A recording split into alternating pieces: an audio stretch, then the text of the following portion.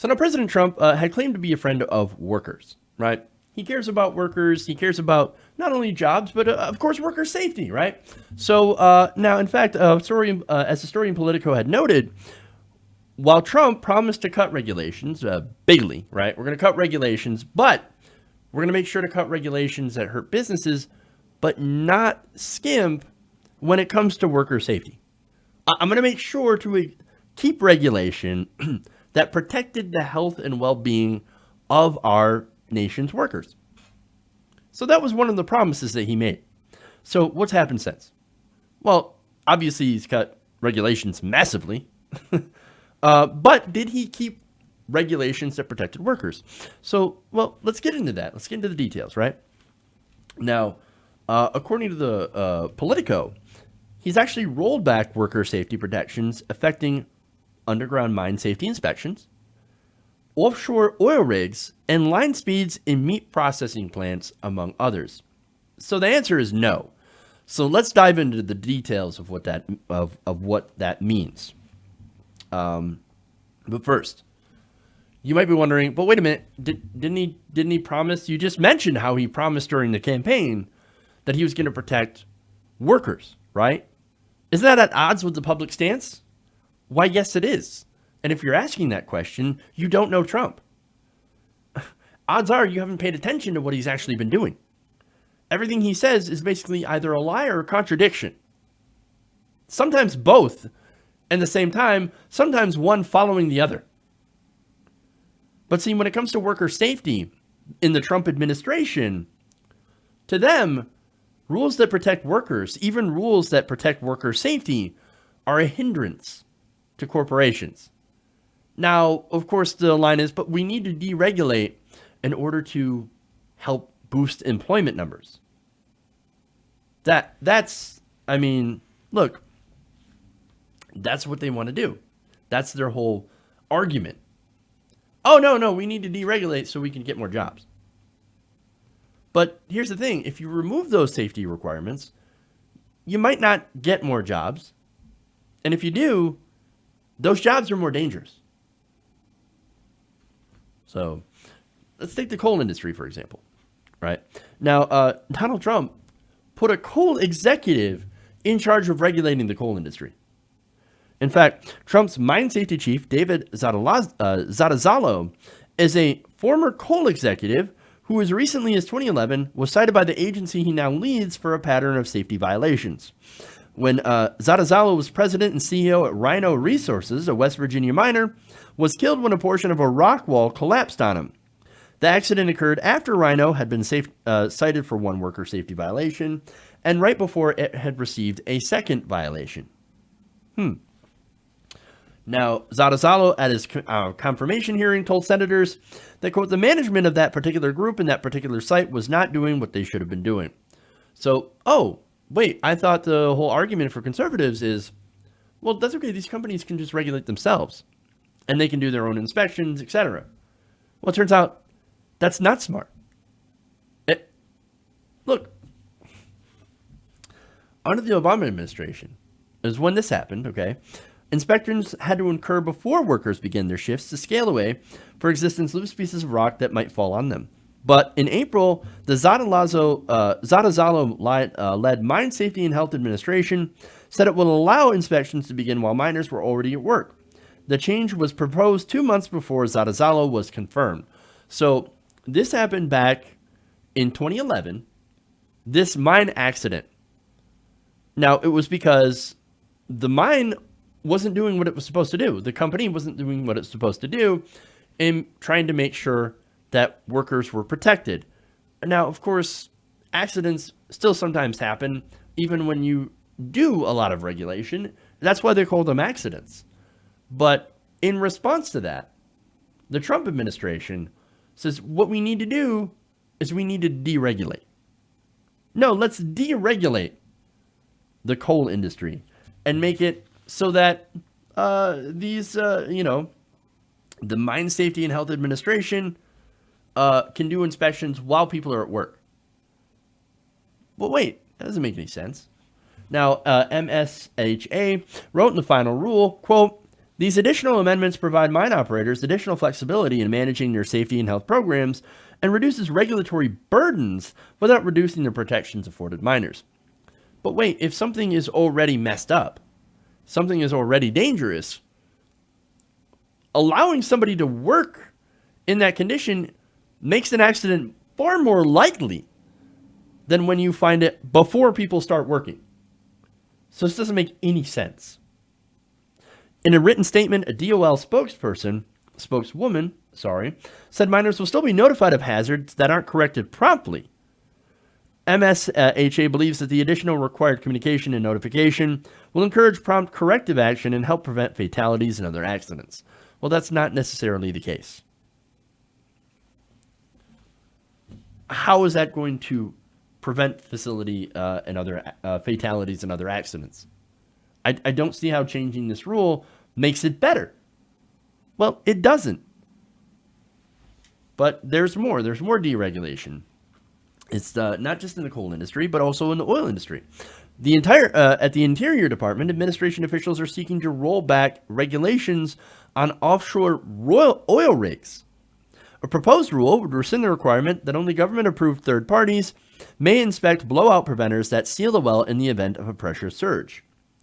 Now, okay, so the reason that's important is that a company could inspect their own blowout preventer and be like, oh, yeah, it's great. Great condition. But what happened when companies were allowed to do that? Because remember, this regulation was actually in response to Deepwater Horizon, who inspected their own blowout preventers. And guess what? Those preventers did not work. There was a blowout. Oops. And it caused millions of dollars worth of damage. Not only damage to the rig itself, but to the, more importantly, to the coastline, to the environment. Now, of course, hiring a third-party inspector is a little bit more expensive, so that's why these companies are like, no, don't want to. I actually want to save more money and put it in my pocket. So they lobbied to get rid of this rule. And of course, the administration is now looking to roll back that rule. The revisions also would allow rig operators to test equipment less frequently, because that's always a good idea, to prevent what they call wear and tear. Oh, so if you test it, well, that's wear and tear. But that doesn't make sense.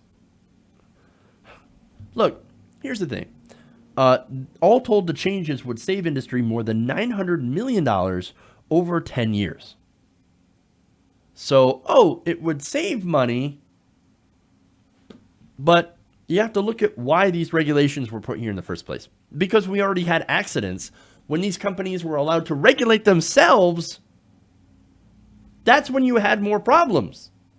It's not that these regulations are there to try to destroy industry. These are basic rules for safety and to protect the company as well, even though it costs more. It's ridiculous. There's more. At the Agriculture Department, officials are weighing whether to raise line speeds at meatpacking plants, a change that worker advocates say would increase repetitive motion injuries and accidents. So this is dealing directly with the workers. According to government data, the injury rates in meatpacking are already higher than in U.S. industries as a whole. Oh, but that's okay. Let's increase line speeds so we can have even more injuries.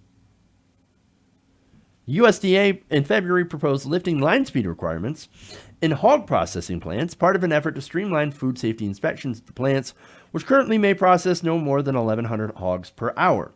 Agriculture Department officials wrote in the proposal that they seek to remove, quote, unnecessary regulatory obstacles and cut food safety inspection staff, saving taxpayers $8.7 million. They say the change would also free up the inspectors to inspect other areas of the plant. Now, the problem here is that increased speeds could lead to shoulder, neck, back, and wrist injuries. And not only that, but increased line speed could cause workers to take shortcuts in an environment that is already dangerous. Now, that's just the impact on workers. But speeding up lines doesn't necessarily only impact workers, but also consumers. What are the chances now with the faster speeds that people miss something and miss a potentially dangerous problem? You want to take that chance with your food? I don't. Now, the Trump administration, to their credit, had denied a similar poultry industry position for unlimited line speed increases this year. However, it did say that it would consider applicants to raise line speeds from 140 to 175 birds per minute at certain plants. That is not what we need to do. We need better inspection. Look, there's a reason that quality, look, the quality in America of our meat is so low, and that it's to the point of where there are European countries that won't import our meat because it has such low safety standards. And they want to make the standards even lower, race to the bottom. But as far as going back to the workers, right? Is Donald Trump protecting workers with his regulation? Is he going to keep regulations to protect workers? No. Poultry workers already face higher injury rates than manufacturing workers overall. At a plant in Maryland in 2014, government researchers found that more than a third of workers suffered from carpal tunnel syndrome. Many more don't report dangerous conditions due to fear of retaliation, according to the GAO, making it hard for the government to accurately assess the scope of the problem. Now, what's even more disturbing is that USDA food safety officials acknowledge that safety isn't a top priority. Quote, "We don't regulate worker safety," according to Acting Administrator Paul Kiker. He says, "What we regulate at FSIS is the food safety, yes. That's not to say we are not interested in employee safety. We're definitely interested in that, but we don't regulate that. We don't care about worker safety." That's what I read that as. No, we don't care as much about worker safety. So we're okay with increasing the line speeds. Wow. Now, the National Chicken Council, which I love, the main advocacy group for the poultry industry, noted that injury rates among workers have fallen in the past 2 decades. So this is our argument for lowering the line speed. Well, because we had more safety and more regulations in place, we had less injuries. So let's remove those regulations now. That's what they argue. Wait a minute. The whole point of the regulations is to reduce those injuries. Now, you don't get to remove regulation because it did what it was intended to do. You can't say mission accomplished. That's like somebody who needs a medication and decides, oh, I'm going to go off the medication because it worked. But wait, that doesn't solve your problem. Your problem isn't solved. In fact, and so you can't get away from the thing that is the solution. If it works, don't stop doing it. Do what works. Do what works. And guess what? Regulation actually works.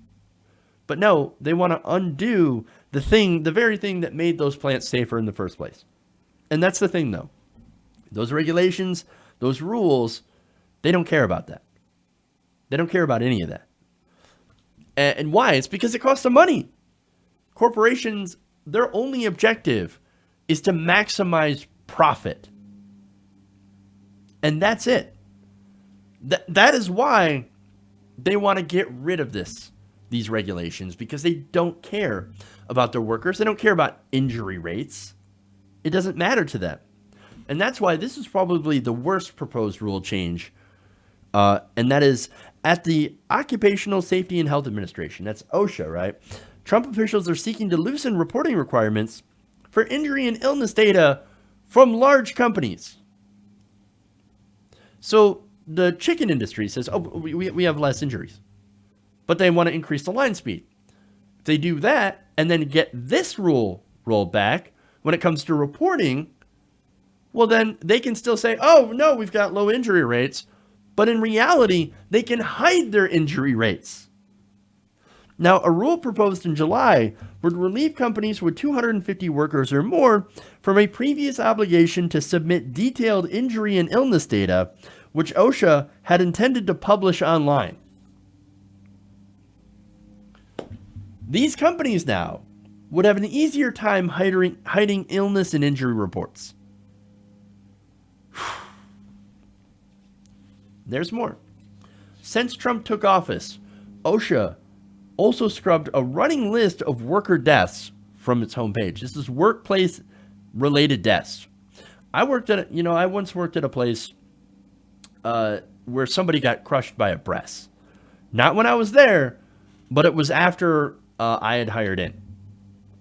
So after I hired in, I heard the stories of, hey, somebody got crushed in a press. It was a maintenance guy.